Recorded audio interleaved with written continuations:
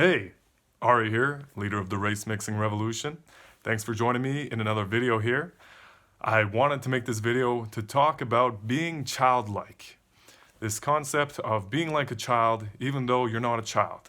Me, I'm not a child. You might be able to guess based on my facial features, the way I talk, various things that I am not a child.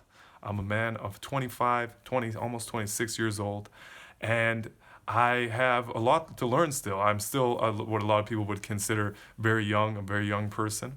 I've got a lot to learn. I've got a lot of wisdom to gain, and a lot of experiences to gain, and a lot of different things to do. But at heart, I still feel like the child that I once was. And this is something that everybody can relate to. There's a reason, there's a very specific reason why we are children first and adults second. This is a very important thing. If we were adults first and children second, somehow, this doesn't make sense obviously, it wouldn't work. There's a very specific philosophical reason, a reason that God has for us, or a reason that really nature has placed for us that makes it so that we are children first and adults second. We need to know what it means to be a child, and we need to exercise that. Sometimes we forget what it means to be a child. Sometimes we forget what it means to play and be cool and be naturally attracted to something and just invest ourselves into something based on the virtue of it being exciting or it being something agreeable. Sometimes we force ourselves too much. As adults, we know how to force people to do something, or now you have the obligation, now you have the guilt, now you have these complicated money systems and everything else that makes it so that you have to do something, or you do something, or you behave, or it's something about your personality that you've lost some of your childlikeness. You've lost some of your childishness.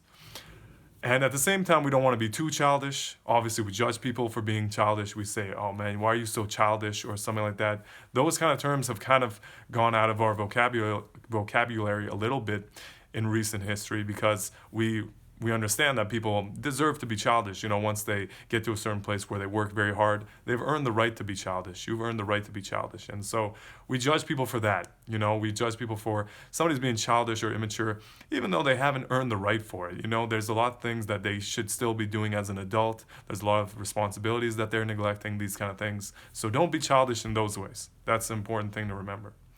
But when the time comes for it, for you to play, for you to engage, for you to question, and for you to think, and for you to say, we know that a child is able to say so many things that we can't say as adults. They have a certain level of freedom. We respect the freedom of a child. We don't respect the naivety and the ignorance and the incompetence of a child. Those are a lot of things we look at a child and we judge them for, and we think, man, you got a lot to learn, kid, But if we can combine all the freedom and the experimentation and the natural, intuitive drive of a child, and combine it with the wisdom and the formalities and the technicalities of an adult, when they come together, something magical happens. Something incredible happens. The most successful people in human history have mastered this concept. That's something you have to recognize. That this balance is so essential for you if you want to be successful at anything. Anything. Choose whatever you do. Anybody that was watching this video. If you want to be successful at anything, you have to master that balance. I'm telling you now. You got to find it in your own way. And there's going to be times when you experiment with it, you go too far with it, and you'll learn a lot along the way. But at least you can recognize that. At least you realize that. And at least you have some respect for that. Being able to respect the child, respect the freedom, respect the innocence, respect the curiosity and the experimentation is very important. So join me in race mixing. Join me in this journey where we mix race and we have fun with it, as though we're children, as though we're people who have no idea what racism is in the first place, as though we just see people of different races and we decide, based on what I know as an adult about racism and, about what the world is kind of like, because we're just still very isolated and separated and stuff. Let me just mix a little bit of my childishness and see what happens. Let me experiment with this. Let me have a child with somebody from another race. Let me have sex with somebody from another race. Let me talk to somebody from another race as though they're my own, and these kind of things. And let's get rid of some of the constrictions of our adult identity. Let's get rid of some of those limits, those limitations, and those kind of, the bondage that we have. We kind of strap ourselves down in a lot of ways as adults. Just get a little bit free from that. Know what that feels like to just go back to your childishness. You're going to feel a lot better when you do. And I hope you can find that in race mixing and many other things that you do in your life. Thanks for watching, and I'll see you next time. Hey, thanks for watching my video.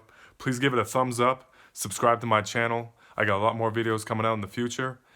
Please share my video, copy the link, send it to some people, share it on social media. Please support me on Patreon. As little as $1 a month, you can help me in this very critical early phases of the revolution, help me build it from the ground up.